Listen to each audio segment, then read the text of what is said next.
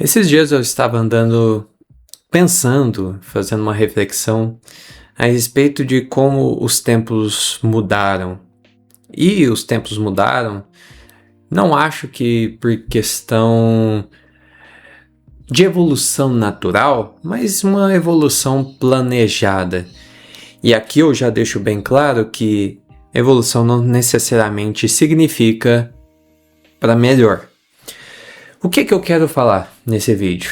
Existe uma implantação de uma engenharia de consumismo na nossa época.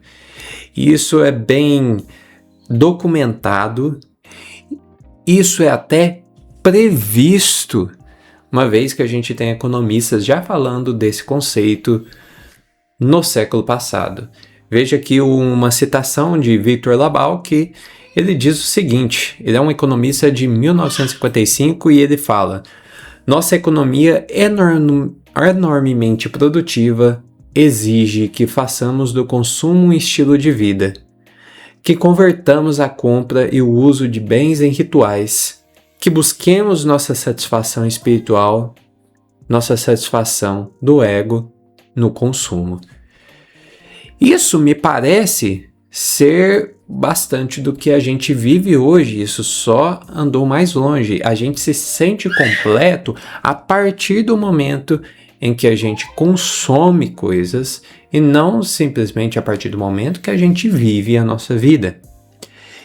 E essa armadilha colocada sobre nós, ela vem, como o próprio economista Labal, ele explica, de também uma enorme produtividade vinda da Revolução Industrial, que gerou produtos excessivos que alguém precisa consumir.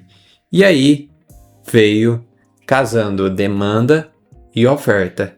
Como estimular a demanda nas pessoas? E esse é um problema do marketing moderno e do consumismo.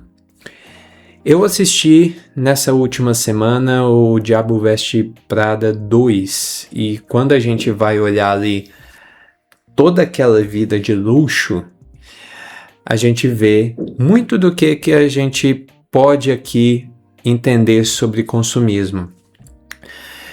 Para começar, a história é a história de Anne Hathaway, que é a atriz principal. Basicamente eu nem lembro do nome do personagem, eu só lembro do nome da atriz, e em vive a sua vida, saiu desse mundo das roupas excêntricas e tudo, ela nunca se encaixou tanto assim nesse mundo, mas você vê que ela ainda tem essas características de uma pessoa que substituiu algumas coisas por outras, vamos dizer assim, as coisas mais importantes por outras. Embora a gente não perceba, e isso parece até ser uma crítica, ela como contraste de todo o cenário, eu também vejo nela algumas falhas ali de como que lida com o consumo, a admiração de certas pessoas. Isso tudo já está permeado na gente, a gente não percebe, a gente pensa que a gente é uma pessoa que vai contra essa onda, mas a gente admira pessoas que são a representação dessa onda que a gente está vivendo de consumismo. E no filme, eu achei muito interessante que tem uma cena lá bem específica em que fala-se de como o acesso e a arte e a moda atingiu as pessoas, de fato transforma a vida das pessoas e que as incentiva, arrebata para que a gente faça o consumo. E isso tudo parece algo bem bonito, uma venda bem bonita daquilo, quando a protagonista simplesmente vai lá e desmonta, falando assim, acessível, dá esse vislumbre para quem pode pagar $3.000 numa bolsa. Já de rebate, a outra personagem que eu também não me lembro o nome, fala que ela não inventou o consumismo. Ou seja, já se é tão natural, e às vezes a gente não percebe isso, que basicamente as pessoas vivem, até podem reconhecer que existe um consumismo, mas se negam a sair desse ciclo. Isso a gente vê na cultura de negócios hoje em dia também. Uma cultura coach aqui no Brasil é uma cultura de investidores.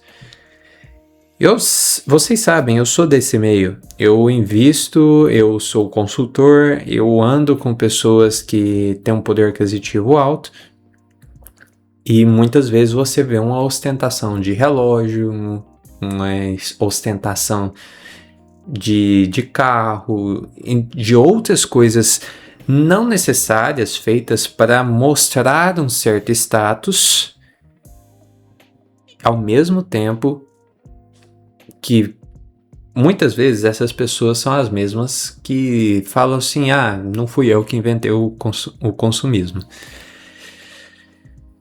Meu ponto com tudo isso que eu quero falar aqui é quando a gente deixou de utilizar as coisas porque são necessárias pra gente, para buscar outras coisas, e o quão isso é errado.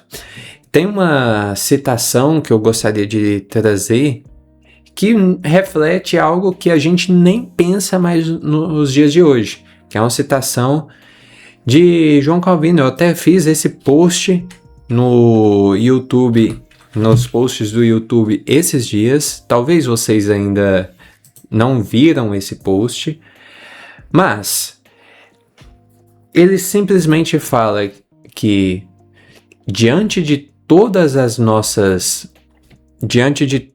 a riqueza que o homem consegue, aquele homem que consegue angariar mais bens, aquele homem que consegue ter um sucesso financeiro na vida, ele praticamente tem um benefício enorme que as outras pessoas não têm e que a gente deixou de anotar, que é o poder de fazer o bem às outras pessoas, o poder de cuidar do próximo, e do próximo não só a sua família imediata, mas às vezes dos seus irmãos de igreja, às vezes de um pobre, às vezes de uma pessoa em necessidade.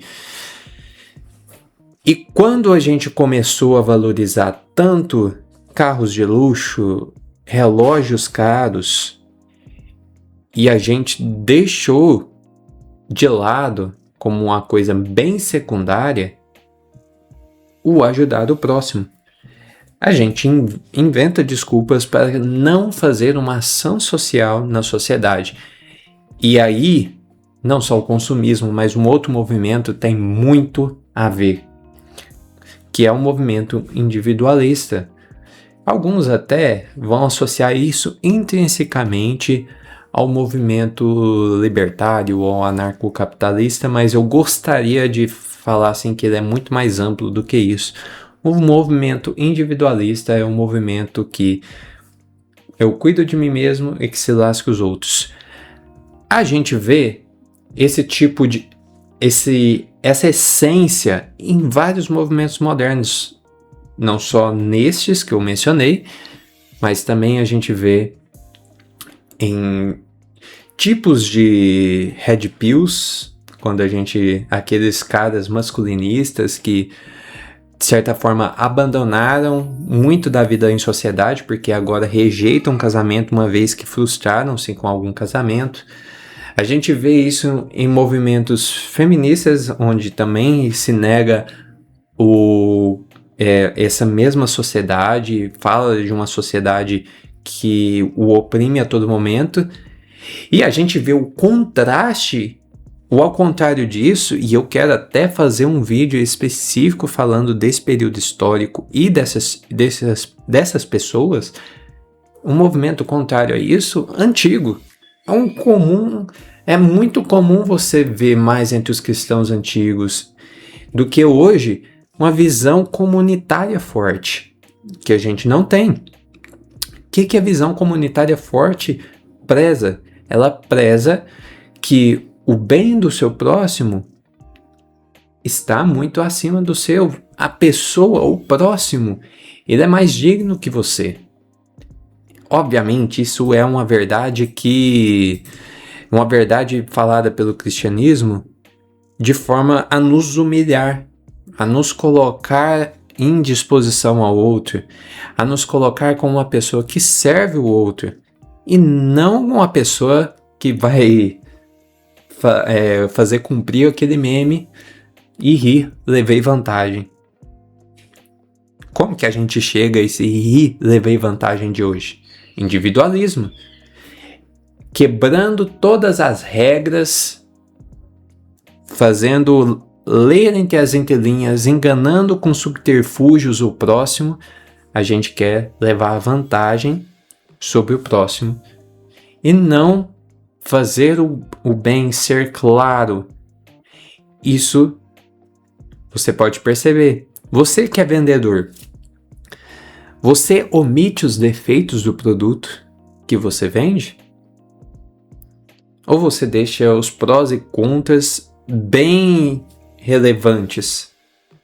Porque se você omite os defeitos, ou o que você não se propõe a resolver, ou o que não propõe se a resolver, provavelmente você já está com essa mentalidade de bom para mim e que se lasque o outro. Isso é uma coisa para se refletir.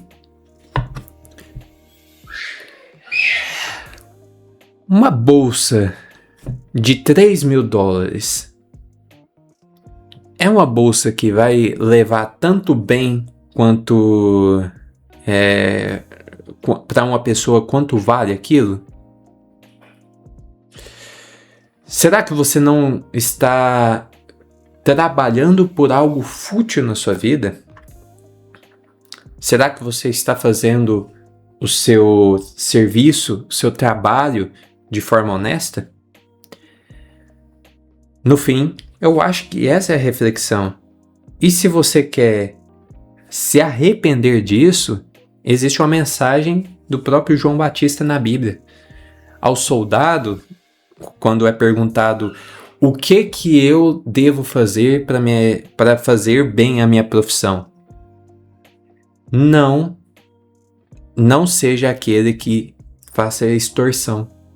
Cumpra bem o seu serviço e não cobre e não oprima o pobre, não simplesmente não seja um miliciano.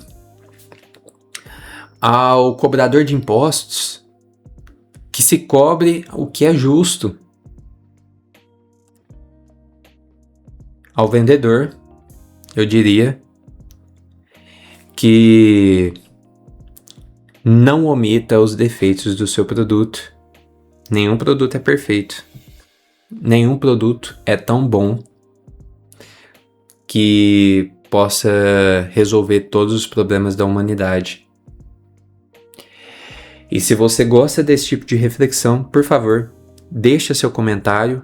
Eu gostaria muito que você compartilhasse também isso para quem precisa. Esse canal aqui é um canal feito para a gente refletir sobre a vida econômica do ponto de vista de um cristão reformado que sou eu. Obviamente, seus comentários são sempre bem-vindos. Deixem mais temas aí para a gente conversar. Até a próxima.